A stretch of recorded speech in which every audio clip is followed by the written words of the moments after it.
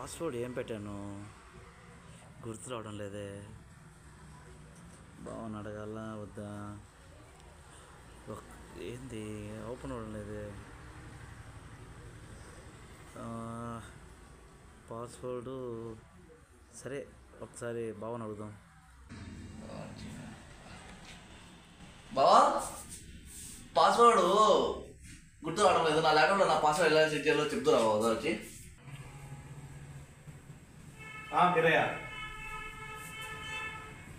Password సరే నువ్వు సర్దుకో. యాక్చువల్గా ఉంది కదా ఇప్పుడు కనెక్ట్ అయింది కదా. ఇప్పుడు మనం ఇక్కడ ప్రీడిఫైన్ కనెక్ట్ చేస్తున్నాం కదా, దాని ప్రాపర్టీస్లోకి వెళ్ళేసి అక్కడ సెట్టింగ్స్ అనే ఆప్షన్ మీద క్లిక్ చేసి ఇక్కడ వైఫై ఉంది కదా, వైఫై ఆల్రెడీ ఉంటుంది కాబట్టి కొద్దిగా స్క్రోల్ డౌన్ చేసామంటే